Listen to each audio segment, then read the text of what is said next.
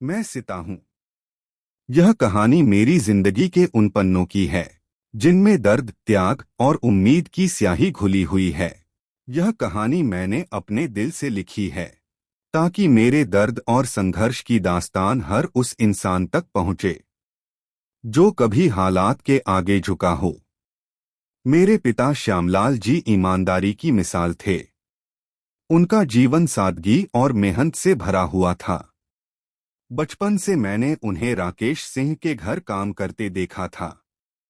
राकेश सिंह भारत का सबसे बड़ा बिजनेसमैन थे। मेरे पिता सिर्फ उनके पर्सनल असिस्टेंट नहीं थे, बल्कि उनके परिवार के सदस्य जैसे थे। लेकिन पिता को मनोज की एक आदत से सख्त नफरत थी, और वह आदत थी शराब पीने की। वे हमेशा मनोज को शराब पीते हुए देखते थे, जिससे उन्हें उस पर तरस आता था। उन्होंने बार बार मनोज को समझाया भी था कि वह शराब छोड़ दे, लेकिन मनोज ने कभी उनकी बात नहीं सुनी। मेरी मां सुनीता और मेरे छोटे भाई अजय के साथ हमारा छोटा सा परिवार था। अजय जो हमारी दुनिया का चिराग था। हम सब उसे बहुत प्यार करते थे, लेकिन वह हमेशा बीमार रहता था। एक दिन उसे बड़े डॉक्टर के पास लेके गए। तब डॉक्टर ने हमें बताया कि उसे ब्लड कैंसर है। ये सुनकर तो जैसे हमारी जिंदगी की नींव हिल गई। इलाज का खर्चा सुनकर पिता के चेहरे पर जो मायूसी देखी थी, उसने मेरा दिल तोड़ दिया। इलाज का खर्चा 3 करोड़ की बात सुनकर वह खामोश हो गए। उस रात उनकी आंखों में सिर्फ असहायता थी। मेरे पिता अब सब तरह से टूट गए थे। उन्होंने घर आने के बाद किसी से कोई बात नहीं की और अगले दिन उन्होंने यह दुनिया छोड़ दी। पिता के जाने के बाद मेरा हौसला टूट चुका था, लेकिन अजय की तरफ देखते ही मेरे अंदर एक अजीब सी ताकत जाग उठी। मैंने खुद से वादा किया कि मैं हर हाल में अपने भाई को बचाऊंगी, पर मेरे पास रास्ता नहीं था। तभी मेरे मन में एक ख्याल आया। राकेश सिंह, मैंने लोगों से सुना था कि उसकी दिलचस्पी लड़कियों में बहुत ज्यादा है। मुझे अपने भाई के लिए अपना सब कुछ दांव पर लगाने से भी परहेज नहीं था। मैंने राकेश के ऑफिस में इंटरव्यू देकर जॉब ली। पहले ही दिन मैं उसके केबिन में गई और हिम्मत जुटाकर उससे कहा, मुझे 3 करोड़ की जरूरत है। मैं इसके बदले कुछ भी करने को तैयार हूं, यहां तक कि खुद को भी बेचने के लिए। राकेश ने चौंककर मेरी तरफ देखा। उसकी आंखों में अजीब सा सवाल था। उसने कहा, तुम ऐसा क्यों कह रही हो? क्या कोई परेशानी है? मैंने जवाब दिया, नहीं, बस आप मुझे पैसे दीजिए। उसने पूछा, तुम मेरे पास ही क्यों आई हो? मैंने उसकी आंखों में देखते हुए कहा, क्योंकि मैंने सुना है कि आपके कई लड़कियों के साथ नाजायज रिश्ते हैं। यह सुनकर वह गुस्से से भड़क उठा, लेकिन उसने खुद को शांत किया। फिर उसने पूछा, तुम्हें किसने यह सब कहा? मैंने कहा, लोगों से सुना है। वह कुछ देर खामोश रहा, फिर उसने अपनी टेबल से चेकबुक निकाली और 3 करोड़ का चेक साइन करके मुझे देते हुए कहा, तुम्हारे पिता के मेरी और मेरी कंपनी के ऊपर बहुत एहसान है।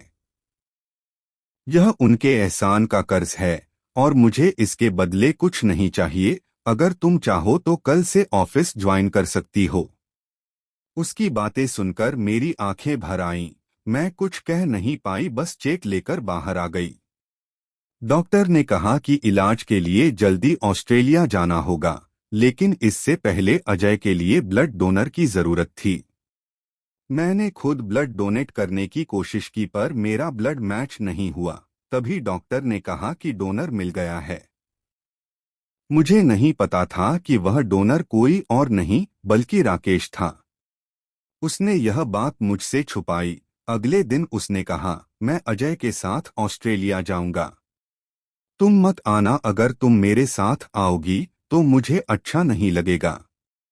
राकेश और अजय ऑस्ट्रेलिया गए और अजय का इलाज किया और उसका इलाज सफल रहा। जब वह ठीक होकर लौटा तो मेरा जीवन में खुशी से भर गया। पिता के जाने के बाद पहली बार मैं खुश हुई और रोने भी लगी और उनकी तस्वीर को देखकर कहने लगी कि पापा, हमारा अजय ठीक हुआ। काश आप भी हमारे साथ होते। लेकिन इस दौरान मैंने राकेश के बारे में जो समझा उसने मेरे दिल को छू लिया था। वह सिर्फ एक बिजनेसमैन नहीं था, बल्कि एक ऐसा इंसान था जो दूसरों के दर्द को समझ सकता था। राकेश सिंह एक ऐसा नाम जिसे सुनकर मैं कभी नर्वस हो जाती थी तो कभी सवालों में उलझ जाती थी। सच कहूं तो शुरू में मैंने राकेश को बहुत गलत समझती थी। इसकी वजह थी मेरी सबसे करीबी दोस्त हीना। हीना ने मुझसे कहा था कि राकेश सिंह लड़कियों को फंसाने के लिए तरह तरह के तरीके अपनाता है। कभी पैसे का लालच तो कभी उनकी मजबूरी का फायदा उठाता है। उसकी बातों ने मुझे राकेश से डरने पर मजबूर कर दिया। मैंने खुद को उससे जितना दूर रखा जा सकता था उतना रखा। हालांकि कुछ बातों ने मुझे परेशान करना शुरू कर दिया। इतने दिनों में आर्यन ने कभी भी मेरे साथ बुरा बर्ताव नहीं किया। वह हमेशा सम्मान से बात करता था। मुझे समझ नहीं आ रहा था कि अगर वह इतना बुरा इंसान है तो मुझे ऐसा क्यों नहीं लगता। इन्हीं सवालों से जूझते हुए एक दिन मैंने ऑफिस में हीना और सुधीर की बात सुनी। मैं उनकी बात सुनकर चौंक गई। हीना कह रही थी, मेरा निशाना सही जगह पर लगा है। सिता अब कभी भी आर्यन के बारे में नहीं सोच सकती। सुधीर ने पूछा, कौन सा निशाना?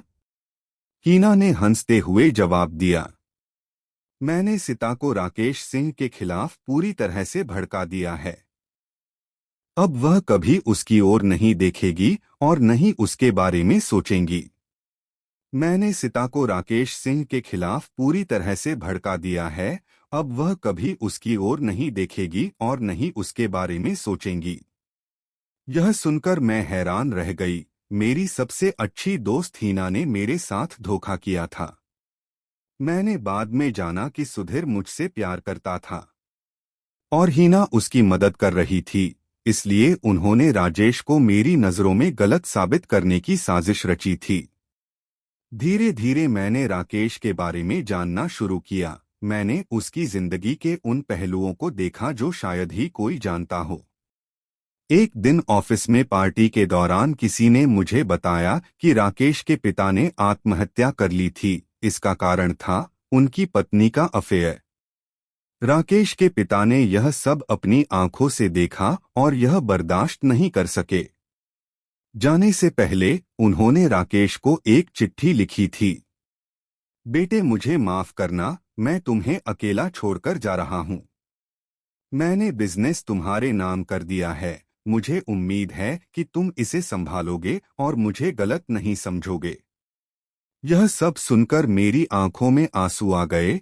राकेश को मैं जिस नजर से देखती थी अब वह पूरी तरह बदल चुकी थी। मुझे समझ आया कि राकेश ने अपनी जिंदगी में बहुत कुछ झेला है। राकेश के प्रति मेरे दिल में बदलाव शुरू हो गया था। अब मुझे महसूस हुआ कि वह कितना अच्छा इंसान है। एक दिन कंपनी के एक डॉक्यूमेंट पर साइन करवाने के लिए मैं राकेश के केबिन में गई। काम खत्म होने के बाद पता नहीं कैसे बातचीत उसकी मां तक पहुंच गई।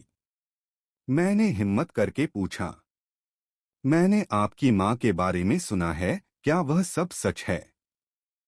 उसके चेहरे पर अचानक से उदासी छा गई। उसने गहरी सांस ली और कहा, हाँ यह सब सच है। यही वजह है कि मैं किसी पर जल्दी भरोसा नहीं करता।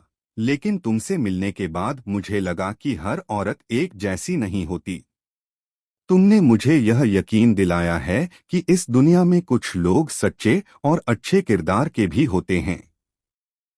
उसकी बातें सुनकर मैं चुप हो गई, पर दिल के अंदर एक हलचल मच गई। आज जब मैं यह कहानी लिख रही हूं तो मेरा दिल उसके नाम से ही धड़कता है। मैं समझ गई हूं कि प्यार सिर्फ बाहरी दिखावे या पैसों से नहीं होता। राकेश सिंह जैसा इंसान शायद दिखने में कठोर लगता है, लेकिन उसके दिल में एक सच्चाई और गहराई है जो हर किसी को समझ नहीं आती थी। उसकी बातें सुनकर मैं चुप हो गई, पर दिल के अंदर एक हलचल मच गई। आज जब मैं यह कहानी लिख रही हूँ तो मेरा दिल उसके नाम से ही धड़कता है। मैं समझ गई हूँ कि प्यार सिर्फ बाहरी दिखावे या पैसों से नहीं होता। राकेश सिंह जैसा इंसान शायद दिखने में कठोर लगता है, लेकिन उसके दिल में एक सच्चाई और गहराई है जो हर किसी को समझ नहीं आती थी। यह कहानी यहीं खत्म नहीं होती। मेरी कहानी अब राकेश के बिना अधूरी है। मुझे नहीं पता कि हमारा रिश्ता आगे जाके क्या मोड़ लेगा, लेकिन इतना यकीन है कि राकेश मेरे लिए बहुत खास है। अगर आप इस कहानी को लास्ट तक सुन रहे हैं तो याद रखें, हमेशा एक उम्मीद होती है, बस उसे ढूंढने का हौसला होना चाहिए। ऐसे ही अच्छी अच्छी कहानी सुनने के लिए हमारे चैनल को सब्सक्राइब कीजिए।